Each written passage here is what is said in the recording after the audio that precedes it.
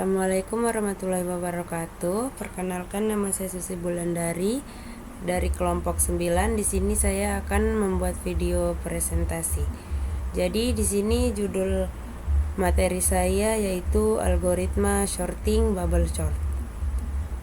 Baik, di sini tidak hanya saya sendiri, tapi saya bersama teman saya. Yang pertama ada Umi Hatifah, yang kedua ada Vivin Febrianti Albar, dan yang ketiga saya sendiri, Susi Bulandari. Baik, langsung saja ke materinya. Apa itu algoritma dan algoritma sorting? Algoritma adalah serangkaian langkah-langkah sistematis dan logis yang digunakan untuk menyelesaikan suatu masalah atau mencapai tujuan tertentu. Algoritma harus memiliki sifat finite atau berakhir, definite atau jelas, input, output, dan effectiveness atau efektif.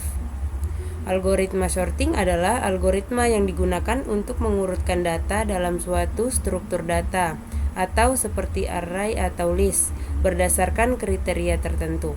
Biasanya dari kecil ke besar atau ascending, atau dari besar ke kecil atau descending. Jadi algoritma itu sederhananya seperti langkah-langkah untuk menyelesaikan masalah. Algoritma ini gunanya untuk menyusun data biar lebih teratur, entah dari yang kecil atau besar, atau sebaliknya juga bisa. Baik, selanjutnya apa itu bubble sort? Bubble sort adalah salah satu algoritma sorting sederhana yang bekerja dengan cara membandingkan elemen yang berdekatan dalam array dan menukar posisinya jika urutannya salah. Namun, nama bubble berasal dari cara kerja algoritma ini yang mirip dengan gelembung udara yang naik ke permukaan air. Jadi, bubble sort ini dia bekerja seperti gelembung yang naik ke atas. Elemen besar akan mengambang ke posisi terakhir. Kita cukup bandingkan elemen yang berdampingan, dan kalau urutannya salah, kita tukar sampai semua elemen menjadi benar. Jadi seperti itu cara kerja bubble sort. Baik, selanjutnya ada konsep bubble sort. Secara konsep bubble sort ini simple tapi powerful. Kita bandingkan dengan elemen bersebelahan satu persatu.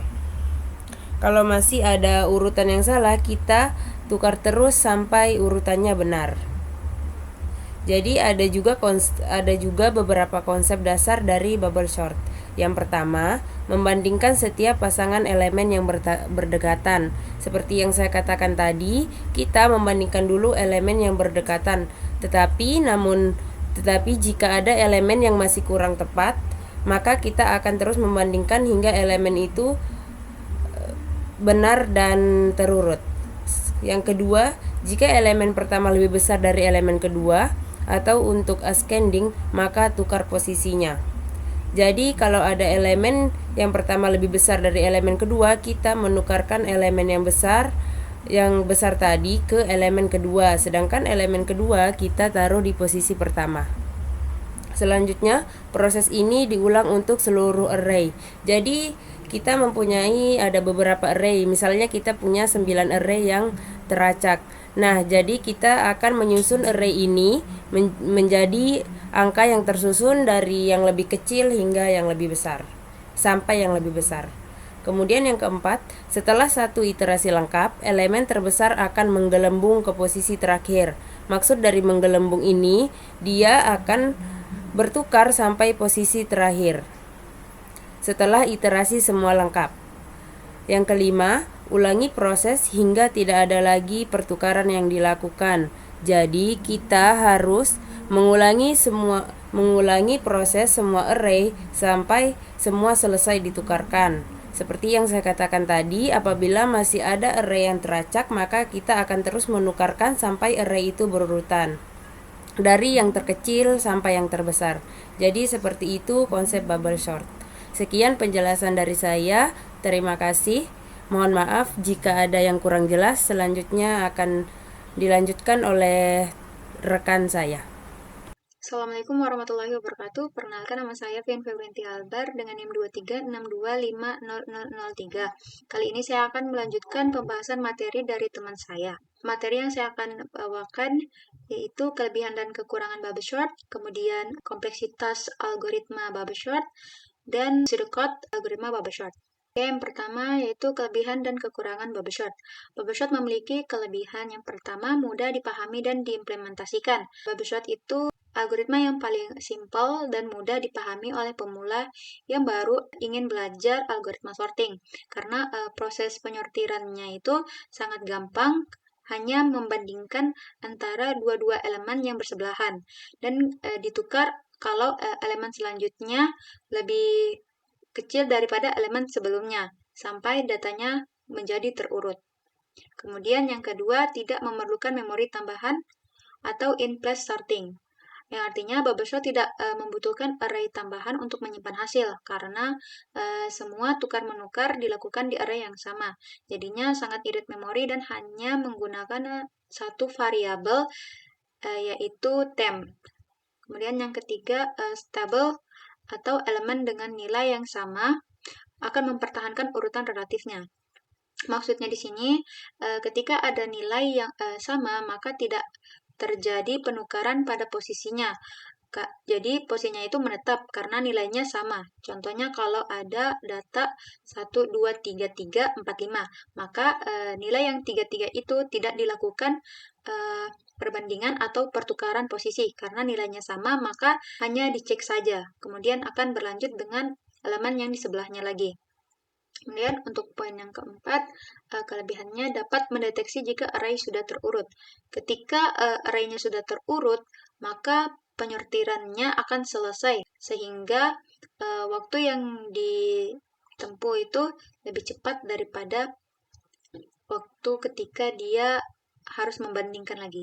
Kemudian adapun kekurangan dari bubble short. Yang pertama, kompleksitas waktu yang buruk atau ON pangkat 2. Yang artinya jika data yang diberikan sangat banyak atau data yang diberikan teracak, maka waktu penyortiran akan sangat lama. Karena harus mengulang-ulang membandingkan elemen-elemen dan menukar elemen yang bersebelahan sehingga berurut. Artinya semakin banyak data, semakin lama prosesnya. Kasus ini bisa disebut juga dengan broadcast atau average cache. Kemudian yang kedua, tidak efisien untuk data set besar. Seperti yang sudah saya jelaskan tadi, ketika data yang diberikan sangat besar, maka dia akan melakukan perulangan atau membandingkan dan menukar data sebanyak data yang diberikan. Maka waktu yang akan ditempuh untuk penyortiran data ini akan lebih lama. Jadi dia sangat tidak efisien untuk data yang lebih besar. Alangkah baiknya bisa mencoba dengan algoritma penyortiran yang lain, misalnya merge sort atau quick sort yang lebih cepat. Kemudian yang ketiga, melakukan banyak perbandingan dan pertukaran yang tidak perlu. Jadi bubble sort itu dia akan melakukan pengecekan setiap data yang sudah selesai dibandingkan maupun yang belum. Contoh kasusnya misalnya datanya sudah terurut, tapi bubble short itu pasti akan melakukan pengecekan lagi yang seharusnya tidak perlu karena sudah terurut. Jadi memperlama waktu proses penyortiran. Terus yang keempat, performa lebih lambat dibandingkan algoritma sorting lainnya.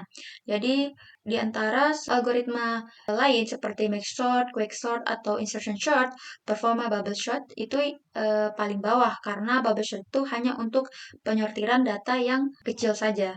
Kalau untuk data yang besar, harapkan untuk mencari algoritma selain bubble sort. Selanjutnya, kompleksitas algoritma bubble sort. Jadi yang pertama itu ada best case atau kasus terbaik. Kompleksitas waktunya itu sama dengan ON. Jadi contoh kasusnya yaitu ketika kita diberikan data yang sudah terurut, misalnya 1, 2, 3, 4, 5, maka si bubble short ini dia hanya akan melakukan pengecekan ketika tidak ada yang harus dibandingkan atau ditukar, maka dia langsung mengidentifikasi bahwa si datanya ini sudah terurut dan dia langsung berhenti. atau selesai mengerjakan penyortiran data. Ini juga bisa disebut dengan early termination. Kemudian yang kedua, average case atau kasus rata-rata dengan kompleksitas waktu sama dengan ON pangkat 2. Contoh kasusnya itu ketika kita beri data yang datanya itu teracak. Jadi kayak misalnya 1, 3, 2, 4, 5. Jadi datanya itu teracak sehingga dia melakukan pengecekan, kemudian dia akan membandingkan dan menukar data sampai data tersebut terurut menjadi data yang paling kecil ke data yang terbesar. Sehingga dia akan memakan waktu yang lebih lama ketika datanya itu banyak dan teracak. Kemudian yang ketiga adalah worst case atau kasus terburuk. Dengan kompleksitas waktunya yaitu sama dengan ON pangkat 2. Worst case itu sama dengan over case, tapi si worst case ini dia jauh lebih parah kasusnya. Misalnya kita dapat data yang datanya ini terurut dari yang lebih besar ke yang terkecil, maka si bubble chart ini dia akan melakukan perbandingan penukaran dari satu-satu sehingga si data ini akan menjadi terurut dari yang kecil ke terbesar. Maka dia akan menghasilkan waktu yang lebih lama untuk hasil penyortiran data ini. Kemudian yang keempat yaitu kompleksitas ruang atau memori dengan kompleksitas waktu 0,1. Jadi dalam kompleksitas ruang memori ini si bubble chart itu sendiri dia sangat irit dan dia hanya dibantu oleh satu variabel saja yaitu variabel temp. Kemudian lanjut untuk pseudocode bubble chart. Di sini ada algoritma bubble chart untuk menjelaskan bahwa dia akan melakukan penyortiran dengan algoritma bubble chart. Kemudian di sini ada input array A dengan n elemen. Di sini dia akan memasukkan data dengan n elemen, misalnya 5 elemen. Misalnya ada 1, 2, 3, 4, 5. Kemudian outputnya array A yang sudah terurut, ascending. Kemudian begin for i sama dengan O to n kurang 2 do.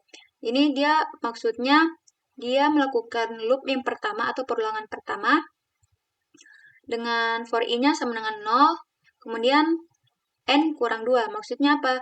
Maksudnya misalnya elemen datanya itu ada 5. 5 kurang 2, 3. Maka melakukan perulangan sebanyak 3 kali. Gitu.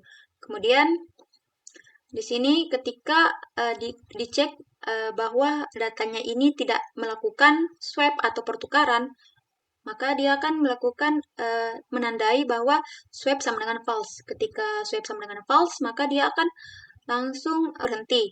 Karena ketika tidak ada pertukaran di data ini, maka dia otomatis data yang di atas ini sudah terurut, maka dia langsung berhenti.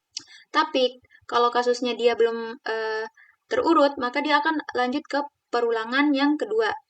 For j sama dengan 0, to n kurang 2 kurang i do. If a, j lebih besar a, j tambah 1, then swap a, j dan a, j tambah 1. Swap sama dengan true. Maksudnya apa? Maksudnya jika a indeks 0 lebih besar dari a indeks 0 tambah 1, yaitu sama dengan 1, maka indeks 0 lebih besar daripada indeks 1, maka swap indeks 0 dan indeks 1. Misalnya di sini 1 lebih besar daripada 2, kalau iya, dia akan melakukan pertukaran, true. Kalau tidak, maka dia akan mengulang lagi. Kemudian untuk kode selanjutnya yaitu prosedur swap untuk penukaran. Dalam kurung variabel A, B. Begin, temp sama dengan A. Tadi saya sudah jelaskan bahwa variabel bantu yaitu temp. Di sini variabel temp itu digunakan, yaitu untuk menyimpan data dari A untuk penukaran A ke B. Jadi misalnya di sini A-nya 5, kemudian B-nya 2, maka A-nya akan naik ke temp, jadi tempnya sama dengan 5, kemudian B-nya 2 naik ke A, jadi A-nya sama dengan 2, kemudian si B-nya ini sama dengan temp. Maka si A-nya 2, temp kan sama dengan A, maka B sama dengan temp, jadi B-nya ini sama dengan A, jadi B-nya jadi 5, A-nya jadi 2, maka selesai. Oke, baik. Untuk contoh pseudocode algoritma bubble sort seperti ini, ketika saya memasukkan data, input array A-nya, datanya itu ada 4, 2, 5, 1. Ada 4 elemen. Kemudian outputnya array A yang terurut, naik ascending. Kemudian langsung saja begin untuk memulai. For i sama dengan 0 to n kurang 2, do. Swap sama dengan false. For j sama dengan 0 to n kurang 2 kurang i, do. If a, j lebih besar, a, j tambah 1, dan swap a, j, dan a, j tambah 1. Swap sama dengan true, and if, and for. Oke, di sini ada perulangan 1 dan perulangan kedua. Perulangan yang pertama ini dia akan melakukan iteration sebanyak elemen ini. Jadi, ini kan elemennya ada 4. Nah, indeksnya ini dimulai dari 0. Untuk elemennya 4 kurang 2. 4 kurang 2 berapa? 2. Maka, dia akan dimulai dari indeks 0, 1, 2, 5. Maka, ada 3 kali pertukaran maksimal. Contohnya seperti ini. Untuk iteration yang pertama ya, kita kasih kode dulu. Karena datanya tidak terurut, maka dia akan swap true. Dia akan masuk ke sini. Jadi di sini for j sama dengan 0, indeks 0. Indeks 0-nya apa? 4. Kemudian 4 apakah 4 lebih besar dari a, j tambah 1? J tambah 1 itu misalnya indeks 0 tambah 1. Jadi hasilnya 1. Jadi indeks 1 apa? 2. Apakah 4 lebih besar daripada 2? Kalau iya, maka swap AJ dan AJ tambah 1. Maka tukar 4 dengan 2. Ketika sudah ditukar, maka dia akan menandai dengan swap sama dengan true, karena ada pertukaran di dalam perulangan. Kemudian dia akan, loopnya akan bertambah 1. Di sini 4 dan 2. Kita taruh di sini aja. Misalnya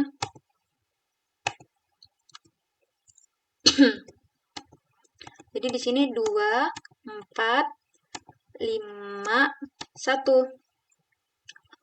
Kemudian dia mengecek kembali karena di sini sudah melakukan satu perulangan, jadi j-nya sama dengan 0-nya tadi ditambah 1, maka j sama dengan 1. J sama dengan 1 apa? 2, maka 2 lebih besar daripada 1. 1 tambah 1 berapa? 2, maka indeks 2-nya 5. Jadi apakah 2 lebih besar daripada 5? Tidak. Maka dia akan mengulang lagi ke atas, dan dia akan bertambah menjadi 2. Perulangan menjadi 2. Jadi J sama dengan 2, yaitu 0, 1, 2. J sama dengan 2 itu elemennya 5, nilainya 5, kemudian J tambah 1, jadi 2 tambah 1, 3. 0, 1, 2, 3. Maka indeks ketiganya itu 1, dibandingkan 5, apakah lebih besar daripada 1? Iya, maka swap, ditukar. 5 ditukar 1. Jadi, pertukaran kedua, 5 ditukar dengan 1. Nah, karena sudah data yang paling terbesarnya sudah di sebelah kanan, maka dia akan mengulang dari atas perulangan iteration-nya. Jadi ini kembali ke 0, kemudian ini jadi 2, bertambah 2. Untuk iteration yang kedua, yaitu for j sama dengan 0, yaitu 4. Apakah 4 lebih besar daripada 2? Iya, maka ditukar. 4 ditukar jadi 2. 2, sini 4. Maka di sini terjadi swap, maka swap sama dengan true. Jadi di sini bertambah 1. Kemudian dia akan melakukan perulangan lagi. J sama dengan 1 berarti 4. Apakah 4? 1 tambah 1, 2. Indeks 2, 1. Indeks 2 nilainya 1. Jadi dibandingkan antara indeks 1 dan indeks 2. Apakah 4 lebih besar daripada 1? Iya. Maka swap, ditukar. Jadi dia akan bertambah sama dengan 2. Kemudian di sini dia akan ditukar 1 dan 4. Nah, karena dia sudah mengecek nilai terbesarnya sudah di kanan, maka dia akan berhenti dan dia akan melakukan perulangan di iteration yang paling atas, ketiga. Maka di sini sudah perulangan yang ketiga. Kemudian di sini mulai dari indeks 0 lagi. Karena perulangannya berbeda, maka dia akan melakukan perulangan di indeks 0 lagi. J sama dengan 0, yaitu 2. Apakah 2 lebih besar daripada 1? Iya, maka di swap. Dan di sini akan bertambah 1. Oke, tambah 1. Di sini di swap ya. 1, kemudian 2. Maka swap sama dengan true. Kemudian dia akan mengecek kembali ke atas. Karena nilai terbesarnya sudah berada di kanan, maka dia akan naik ke perulangan for i untuk mengecek apakah si data ini sudah terurut. Ketika datanya sudah tidak ada perbandingan, maka swap sama dengan false. Dan dia akan otomatis break. Jika swap sama dengan false dan break, maka dia akan langsung menyelesaikan penyortiran dan dengan hasil datanya itu 1, 2, 4, 5 dengan perulangan iteration 3 putaran. Dan untuk penukaran swapnya ini, prosedur swapnya ini dia memasukkan variabel A dan B, kemudian dia akan memulai tem sama dengan A. Tem ini dia adalah variabel bantu yang sudah saya jelaskan tadi untuk membantu penukaran antara A dan B. Jadi misalnya A ini 4 deh, A ini 4.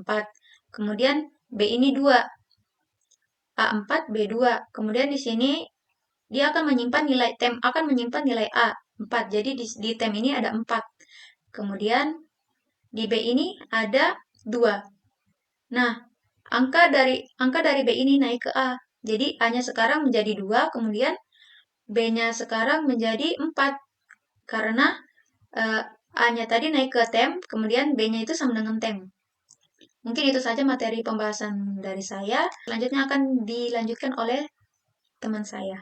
Bismillahirrahmanirrahim. Assalamualaikum warahmatullahi wabarakatuh. Perkenalkan, nama saya Wadifa dengan NIM 2362 dari jurusan Informatika kelas A.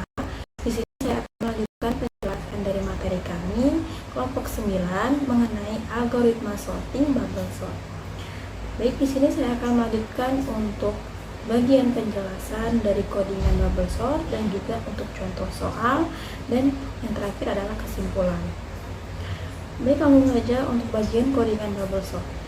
Di sini kita menggunakan bahasa pemrograman Python. Kenapa? Karena baru itu yang dipelajari dalam kampus. Kemudian di sini langsung saja ke programnya def bubble sort. Jadi di sini adalah fungsi bubble sort. Saya akan coba kenalkan. Tandai. Jadi di sini adalah ini ada fungsi def yang dimana adalah salah satu fungsi untuk dalam Python dimana di sini menggunakan bubble sort. Berarti yang kita adalah gunakan yaitu bubble sort. Kemudian ada R yang dimana R di sini berarti parameter. Parameternya apa? Ini contohnya saya gini. Ini yang saya lingkari di bawah adalah parameter atau R. Kemudian ada variabel n yang menyimpan n sama dengan len R. Berarti n itu sama dengan len R. Len adalah panjang, berarti panjang parameter R. Dimana di sini kita tahu bahwa panjang parameternya ada 1, 2, 3, 4, 5, 6, 7. Berarti n sama len R sama dengan 7. Kemudian for in rank. Nah, kenapa kompleksitas bubble sort itu n kuadrat atau n pangkat 2? Karena perulangannya itu ada 2. Ada perulangan luar dan juga perulangan dalam. Jadi fungsi dari perulangan luar ini sendiri itu digunakan untuk menghitung berapa batas dari perulangan itu atau dalam perbandingan. Jadi misalkan di sini for in rank n dikurang 1. N tadi kan 7. 7 dikurang 1 sama dengan 6. Kenapa 6? Berarti di dalam perulangan luar ini hanya memeriksa sampai indeks ke-6. Sampai di parameter ke-6. Sampai sini. Kenapa? Karena di dalam parameter ke-7 itu pasti sudah terurut. Pasti itu udah paling angka besarnya. Itulah kenapa dia tidak bergeser lagi. Kemudian sub sama dengan false. Jadi kalau tidak ada, misalkan udah berurut semua sampai ke indeks 6 berarti udah selesai. Tapi kalau ada jadi bisa sampai ke 6, itu harus ada perulangan selanjutnya atau langsung menuju ke perulangan dalam. Dimana for G in rank 0, n dikurang 1 kurang I. Berarti di sini 0, n 7 dikurang 1 sama dengan 6. Berarti n dikurang 1 sama dengan 6. Berarti kita berkisar dari indeks ke 0 sampai indeks ke 6. Jadi kita periksa dari ini kan indeks dimulai dari 0. Berarti kita periksa dari sini, indeks ke 0, indeks ke 1, indeks ke 2, indeks ke 3, indeks ke 4, indeks ke 5. Nah, maksudnya 6 di sini. N dikurang 1 kan 6. Berarti cuma diperiksa sampai sini. Gitu. Jadi yang terakhir dibandingkannya cuma sampai di sini. Jadi misalkan ini bandingkan dengan ini, kemudian ini dengan ini, dengan ini dan ini. Itu. Terus di sini ada jika RJ lebih besar dengan RJ tambah 1. Maksudnya jika ini RJ dan RJ tambah 1 adalah yang ini. Jadi misalkan jika ini lebih besar dengan ini, maka akan ditukar. Jika tidak, ya langsung ke sini. Berarti tidak ada pertukaran gitu. Tapi jika besar, maka ada pertukaran langsung ke sini. RJ, RJ tambah 1 sama dengan RJ tambah 1, RJ. Jadi maksudnya ini tadi kan RJ, yang 64 kan RJ. Ini RJ tambah 1. Namun jika ditukar, posisinya akan berbalik. Jadi di sini RJ tambah 1 di sini, RJ-nya di sini gitu. Kemudian swap sama dengan true, berarti ada pertukaran. Kemudian seperti aku bilang tadi, jika tidak ada pertukaran, misalkan dia tidak lebih besar, maka langsung kembali ke perulangan luar lagi, memeriksa apakah ada pertukaran lagi. Jika tidak, kembali lagi seperti itu. Selanjutnya contoh soal pertama kita dengan 5 elemen atau panjangnya dengan 5, n-nya sama dengan 5. Ini n-nya sama dengan 5. Kemudian kita disuruh untuk menganalisis algoritma Bubblesort untuk mengurutkan array tersebut dalam urutan ascending. Jadi seperti yang telah dijelaskan oleh teman saya, di mana bahwa Bubblesort bisa mengurutkan dari urutan besar ke kecil atau dari kecil ke besar. Yang di sini diperintahkan untuk dari kecil ke besar dengan 3 kondisi: base case, average case, dan juga worst case. Baik, untuk itu kita beralih ke Word terlebih dahulu untuk mencakar. Untuk sebelum mencakar, saya akan tunjukkan dulu untuk output ketika kita jalankan codingannya di Visual Studio Code. Ini Visual Studio Code-nya. Sini saya sudah coba tadi untuk yang 5 elemen. Jadi codingannya sama. Ini codingannya sama, ada n, kemudian sini ada n-nya, terus ada 2 perulangan for J dengan for I dengan for J sama ya.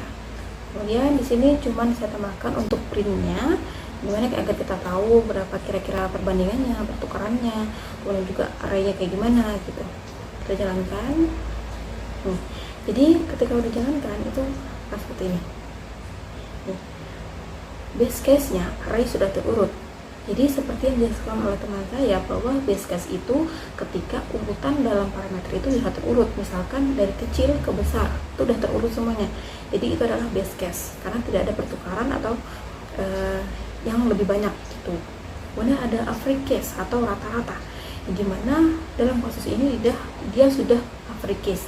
Kenapa? Karena rata-rata, dia ada yang besar di depan, ada yang kecil di belakang, besar di tengah, jadi kayak campuran gitu. Dia ada berarti kondisi average case, dimana untuk perbandingannya 10, nanti kita buktikan apa benar dia perbandingannya 10, patokannya 9. Kemudian untuk forecast-nya juga, nah untuk forecast itu dia kondisinya dimana urutannya terbalik. Jadi ini kayak contoh ini kayak gini, 64, 25, 22, 12, 11 kayak gitu. Jadi ini termasuk forecast. Kenapa? Karena angka yang paling besar di depan, angka paling kecil semuanya di belakang gitu. Atau misalkan kita lagi ingin mengurutkan dari besar ke kecil, berarti angka kecilnya paling depan, angka besarnya paling belakang, itu termasuk worst case atau kemungkinan terburuknya.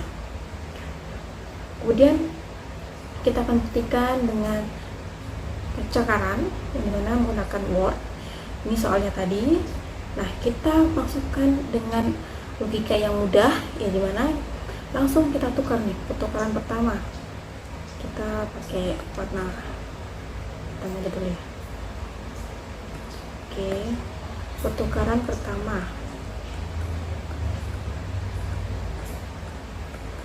Jadi pertama kita bandingkan yang di dalam codingan tadi dijelaskan J dibandingkan dengan J tambah 1, berarti ini dengan ini. Apakah 64 lebih besar dari 25? Jika iya, maka ditukar. Tukar menjadi 25. Sekarang listnya akan menjadi 25, kemudian 64, dan seterusnya. Kemudian kita tukar lagi. Karena 64 ada di sini, kita bandingkan 64. Apakah 64 lebih besar dengan 12? Ya, maka tukar lagi. Nah, berarti di sini posisinya sekarang ini. Posisinya sekarang 12 dan 64. Nah, dan kita bandingkan lagi pertukaran. Apakah 64 lebih besar dengan 22? Ya, tukar lagi ya. Kita tukar lagi, posisinya sekarang menjadi 22,64. Nah, kemudian kita bandingkan lagi. 64 apakah lebih besar dengan 11? Ya, tukar lagi. Dan itulah yang dimaksud dengan codingan yang tadi, kalau pasti indeks yang terakhir itu sudah angka yang paling besar, karena inilah kenapa dia hanya bisa dari n kurang 1 gitu. Sudah kita buktikan bahwa codingan tadi sudah benar, 11 dan 64. Jadi 64 sudah dikunci karena dia udah paling besar. Jadi kita tinggal mengurutkan lagi. Nah, ini sudah termasuk pertukaran swap yang pertama ya. Kemudian lanjut, kita kembali lagi ke awal. Itulah kenapa bubble sort dikatakan tidak efektif untuk data yang besar, tapi dia cocok untuk data yang kecil. Ini aja cuma 5, n-nya cuma yang 5 udah banyak banget pertukarannya.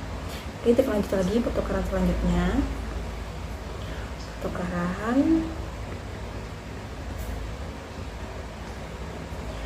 Jadi kita bandingkan lagi 25. Apakah 25 lebih besar dari 12? Ya, jadi tukar. Sekarang kondisinya seperti ini. Listnya kita tulis gimana ya? Nanti aja ya.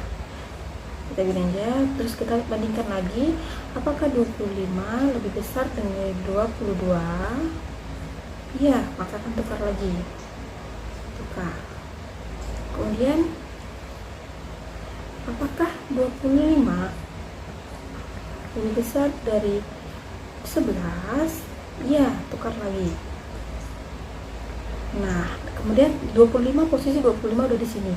Jadi tidak perlu dibandingkan dengan yang belakangnya lagi. Jadi cukup sampai situ. Berarti posisinya sekarang adalah 12, 22, 11, 25 sama 64. Ini posisinya swap kedua. Oke, lanjut lagi. Tukaran.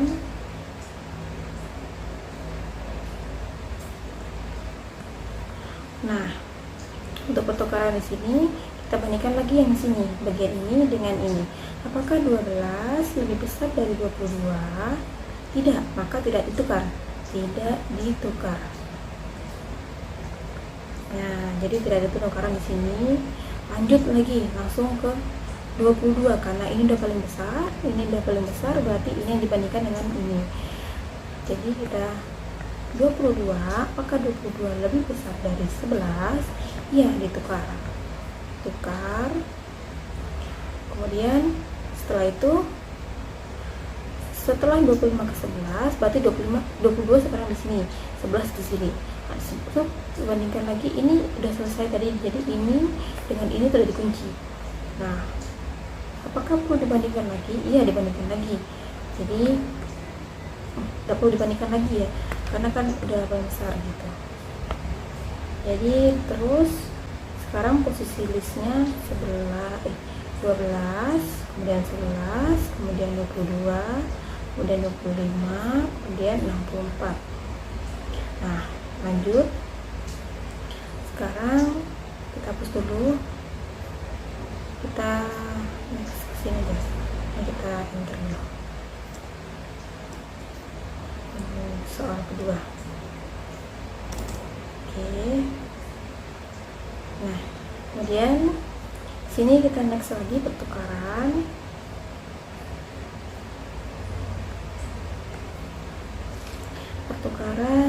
Saran ya. Saran teksnya. Pertukaran.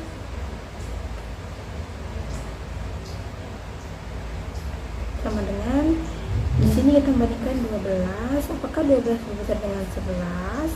Ya, tukar. Oke, tukar. Habis itu, nah, udah selesai. Jadinya kita bandingkan lagi satu kali. Karena ini kan udah dibandingkan dengan ini, pasti otomatis listnya sekarang itu menjadi 11, 12, 22, 25, 64.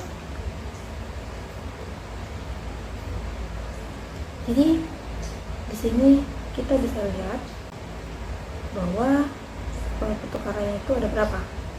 Itu. Jadi ada 1, 2, 3, 4. Ada 4. Shotnya ada perbandingannya ada 4. Kemudian pertukarannya itu ada 1, 2, 3, 4, 5, 6, 7, 8, 9, 10. 10-nya tadi kita setelah ini kita bandingkan lagi satu kali. Jadi ini dibandingkan dengan ini. Jadi pertukaran lagi, apakah 11 lebih besar dari 12? Jika tidak, maka tidak ditukar. Jadi perbandingannya ada 3, 4, 5, 6, 7, 3, 4, 5, 6, 7, 8, ada 9. Kita lihat dengan codingan tadi apa sama. Nih. Pertukarannya ada 9, betul. Pertukarannya ada 9, terus perbandingannya ada 10. Nah, kita lihat kenapa perbandingannya di situ 10. Jadi perbandingan itu kita membandingkan dia dengan angka sebelahnya gitu. Ini jadi kalau misalkan dihitung ya, ini dibandingkan dengan ini kan ada 9 karena penukaran, tapi perbandingannya dihitung dari semua ini termasuk yang ini tadi, yang termasuk yang tidak ditukar, itu dihitung gitu. Makanya itu pertukarannya adalah 10, perbandingan 10 gitu, karena dia membandingkan 10 kali, sedangkan dia menukar hanya 9 kali. Jadi angka yang ditukar itu hanya 9 kali ditukar, tapi perbandingannya dari 10 gitu. Kenapa? Karena dalam pertukaran ke-9 itu udah terurut semuanya, tapi dia ada perbandingan lagi satu kali untuk memastikan kira-kira apakah benar sudah tidak ada yang urutannya salah gitu. Makanya perbandingannya 10. Terus kita lanjut lagi untuk work case-nya. Jadi work case-nya sama, ini cuman bedanya di sini 22-nya di sini. Jadi sama. Nah, jadi perbandingannya sama kayak tadi, perbandingannya tuh 10, cuman angkanya yang 25 kan di sini. Jadi pertukarannya itu ditukar lagi jadi ditambah 1. Karena sama aja. Jadi, untuk konsep pertukarannya itu sama, tapi jumlahnya aja berbeda. Itu membuktikan bahwa base case. Base case itu dia pasti perbandingannya kecil dan tidak ada pertukaran gitu. Kemudian untuk average case atau rata-rata dia imbang, dia ada pertukaran dan juga ada perbandingan. Terus untuk worst case itu pasti dia perbandingan, angka perbandingan dengan angka pertukarannya itu tinggi dibandingkan dengan average dan juga base case. Kemudian untuk contoh yang kedua berarti ini terjawab ya, sudah terjawab. Contoh yang kedua yang dimana contohnya adalah array 50 elemen, berarti ada 50 angka di sini. Dengan kita menganalisis untuk mengurutkan, kita akan analisis juga mengurutkan dengan worst case, base case, dan average case. Nah, codingannya ini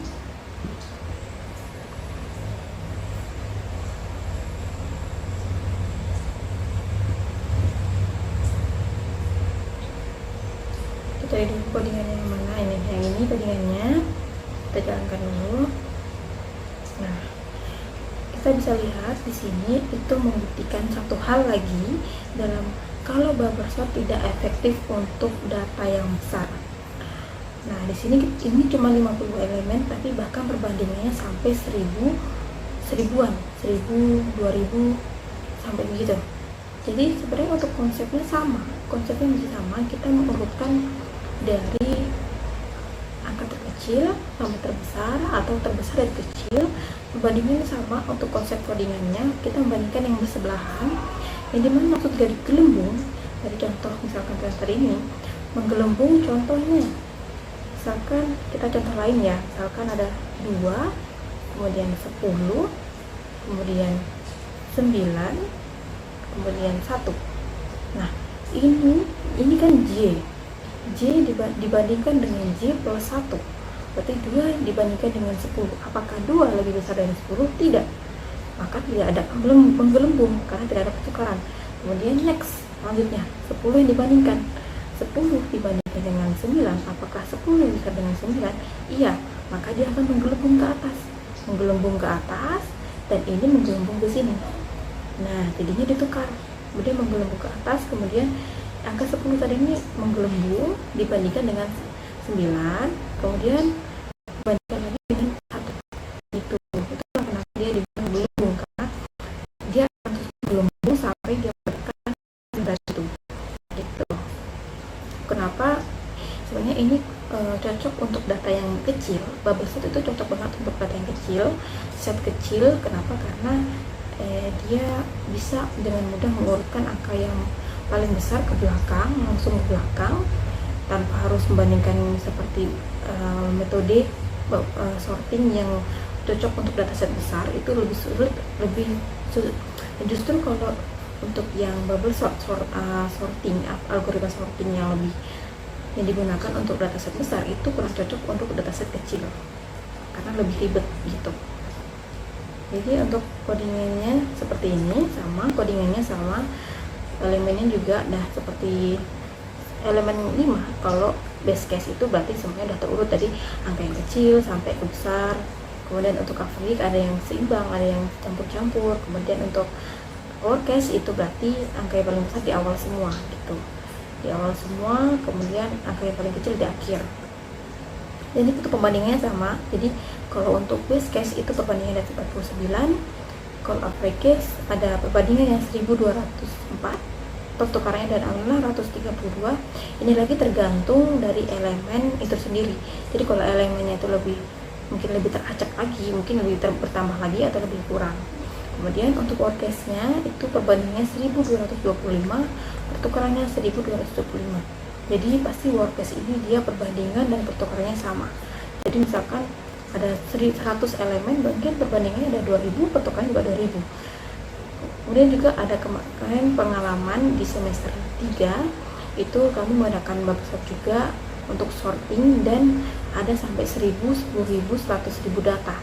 Dan saya menggunakan bubble sort itu cuman mentok sampai 10.000. Itu kan udah lama banget, sekitar 1 jam atau setengah jam belum selesai, karena dia emang nggak cocok untuk dataset yang besar banget. Kemudian kita ambil lagi contoh yang lain mungkin ya.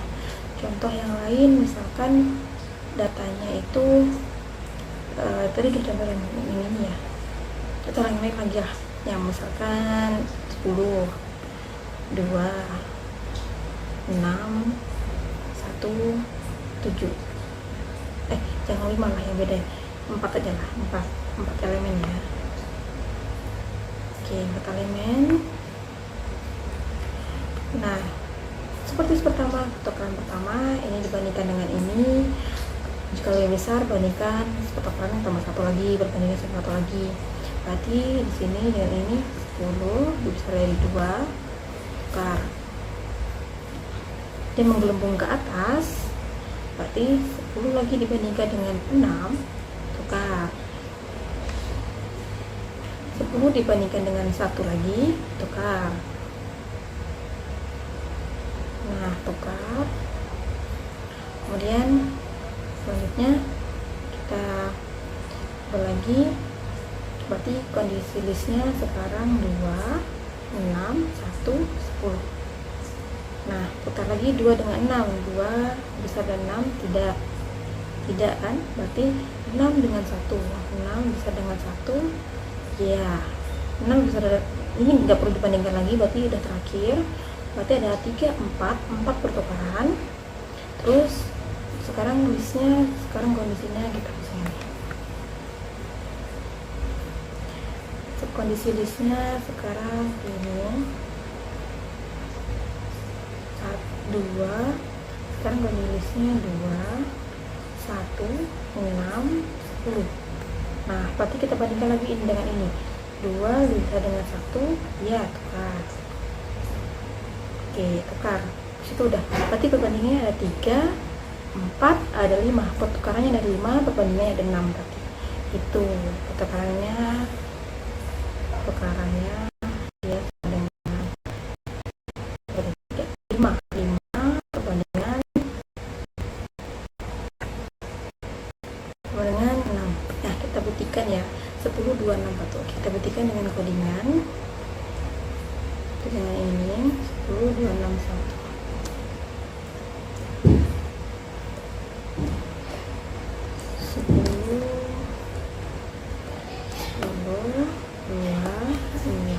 1. Kita save dulu, kita run lagi. Nih, tuh betul kan average nya pertukarannya ada 5, perbandingannya ada 6.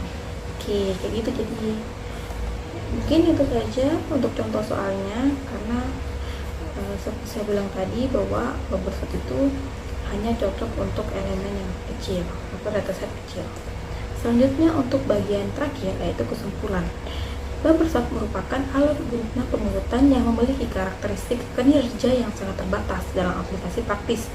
Meskipun algoritma ini sederhana dan mudah dipahami, kompleksitas waktu kuadratnya itu ON pangkat 2 atau ON kuadrat.